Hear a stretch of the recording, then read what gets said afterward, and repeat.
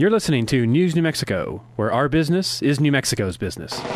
Launch control, this is Houston. We are go for launch. Hold on to your lug nuts. It's time for an overhaul. Turn it up, son. I'm your huckleberry. I don't give jobs, I hire men. You won't give me anything, and I won't give you anything. Collision, sir. Whoa, relax. We're not even moving. There's no crying in baseball. From Spence Broadcast Plaza, we're News New Mexico. It's Tuesday, April 10th, 2012. I'm Michael Swickard. We have Aaron Henry Diaz here. On the Newsmaker line, we have Marita Noon. Energy makes America great. Org. Okay, don't forget it. It's not com. It's org. Energy makes America great. Org. You're talking in your column this week about the EPA and its abuse of authority. Did you notice that, who was it? I think it was John Roberts wrote in the last week or two that the states have given up much of their sovereignty because they've been taking the money from the federal government so easily. No, I missed that. I'm glad you're pointing that out, though. But, so the states have got some culpability here because they have sold out their sovereignty for money. But what you're talking about, Justice Anthony Kennedy created kind of a little stir. He had a statement that the government has a heavy burden of justification to prove its case. And, of course, the Obama administration immediately went into attack mode with the Supreme Court and said these unelected people, and started... Yeah, those darn unelected people, sort of like the administrator of the EPA, Lisa Jackson, one of those darn non-elected people. I mean, I know he was talking about the Supreme Court. Oh, yeah. But... So the EPA has turned into this monster when it comes to my electric bill. It appears to me, and I said this yesterday, that the only place the Democrats want to drill is my wallet.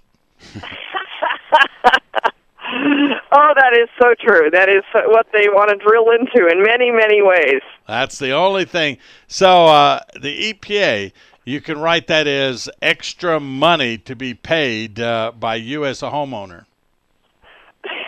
Yeah, that's what they're after. I mean, regardless of whether we're talking oil and gas or whether we're talking coal, therefore electricity, they're definitely working to make all of that harder to use, harder to acquire, and therefore, of course, more expensive.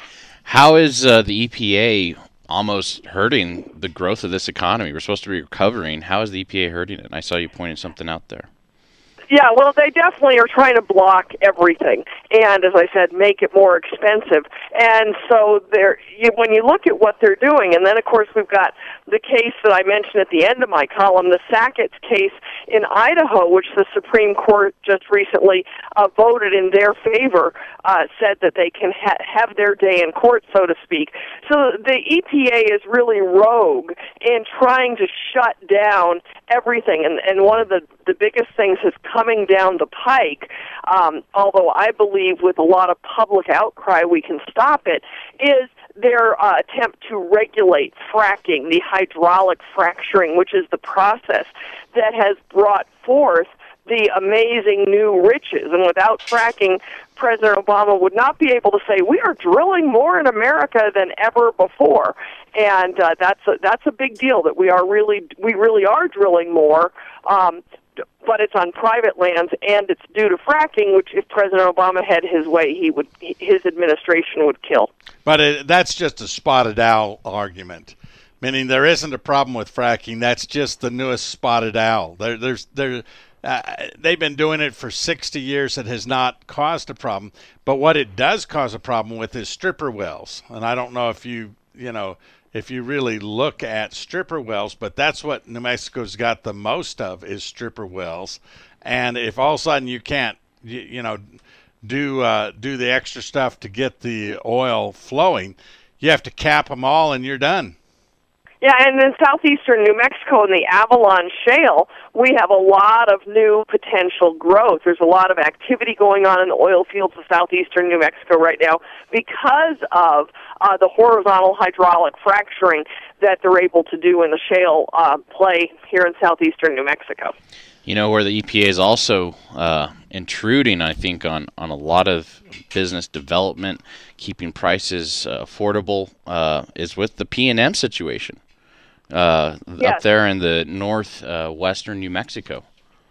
Yeah, I wrote about that a couple of weeks ago, that they're, because of EPA regulation, and in fact, I think I mentioned when we talked about this that I would love for somebody that had the time and the insight into how to do this to research what company owns the EPA's favored technology, because the New Mexico Environment Department has proposed one plan, one sort of technology that would meet the EPA's clean air standards, but the EPA won't accept that. They want a more 10 times more expensive process, and the power plant companies are saying, you know what, it's not worth it. We can't produce this. We can't produce the electricity, for the price that you're going to make us have to charge. And so in essence, in Four Corners Power Plant, they've shut down 3 of the 5 units, and San Juan, while PNM is currently denying it, looking at history of what's happening, the likelihood is they will close down 3 of their 4 plants. That means out of 9 units, we're going to lose more than half of the electricity generation in this state due to EPA regulations. And, of course, the issue is that there is a standard need for about 2,500 megawatts to run the state, and all of a sudden you take about half that offline. What are we going to do, turn our refrigerators off? Yeah, exactly. Once we can no longer heat in the winter and cool in the summer, the people are going to start to revolt. And so, in one way, I hope they do this summer, and we do have some blackouts so the people see it. Because you can't hear us on the radio. In the wilderness. Marita, no, you can't hear us on the radio when the power's off. We can't have this. I tell you, we can't have this. When we come back, we got more to talk with Marita Noon about. There's a plan where you could refill your truck from natural gas that's a waterhead plan, and I'm going to tell you why when we get back. Marita Noon has the website energymakesamericagreat.org. We'll be right back. It's 14 after. We're News New Mexico.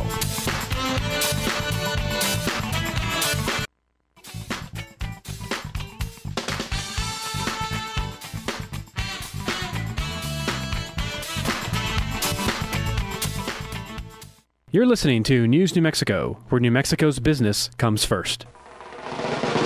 Can we eat now, or do we have to wait till the argument's over? You'd better eat now. I'll tell you right now, if you're eating, just eat now, because the argument's not going to be over with the EPA.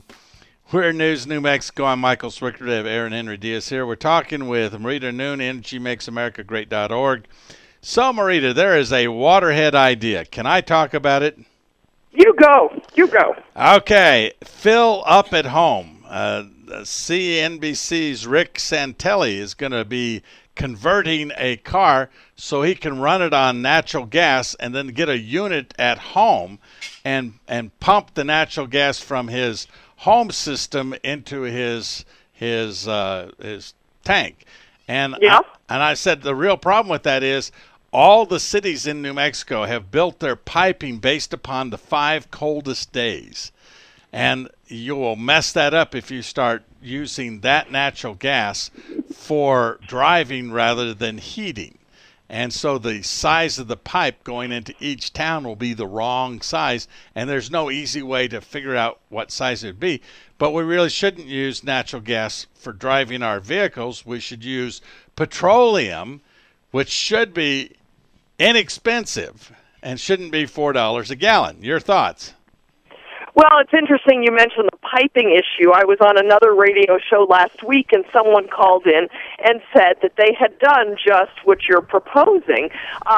This person said he had purchased a vehicle from the state that ran on natural gas and on gasoline, and you could switch it back and forth, apparently. Honestly, I'm not sure how that technologically we had one works, of those but in he my said he family. could do that, and he filled it up at home, and this is a great idea. However, just like you said, the piping, and I hadn't thought of that. I know the same thing is true with electric vehicles, that I've worked with P&M on a working group in the last year, and if everybody was to convert to electric vehicles, they would be burning out transformers because the transformers are built for a certain level of usage. And if we suddenly switched everybody to electric vehicles, you know, one car here and there in a neighborhood is not a big deal. But if we went to all electric, we would have a similar problem to what you're describing with the natural gas. And people don't understand the importance of the infrastructure when they propose these sweeping changes. And it's not that the infrastructure can't ultimately be changed. I mean, you know, that's what T. Boone Pickens and Audrey McClendon have been trying to do with using CNG in America's truck fleet. And so one of the big parts of the problem with that is getting the truck stops along the highway, along the interstate system, to put in refueling stations for CNG. And so while there's a lot of possible options out there, it's a bigger, more complicated issue than most people perceive it is. And we had one of those vehicles that would do both. The problem is you have this big honker tank in you know, to be able to run your propane. Yeah, and this it's a person who big called one. in said it was a pickup truck, so I imagine they had the dual tank in the back there. Yeah, that not much fun. Not much fun there. But really, if we were to say one thing, Marita Noon, it would be do the things that are easy to do. We already have the infrastructure for gasoline. Take the ethanol out of it and let's just have gasoline. Well, you know, they just have approved set a new higher level of ethanol. So your Mercury that can't run on the current gasoline because it's got too high an ethanol level. Already at 10. When they go from E10 to E15, you know, we're going to have bigger issues, especially for older cars. But, of course, President Obama doesn't want anyone driving older cars, and that was the whole deal with the Cash for Clunker program, is he wanted to get rid of all the older cars off the road that are less fuel efficient. I think we need to get rid of the clunkers in Washington, D.C., starting with the president. Marita Noon, thanks so much for what you do. My pleasure. Thank you. Marita Noon, she has EnergyMakesAmericaGreat.org. You should go there and check that out. Sports are up next.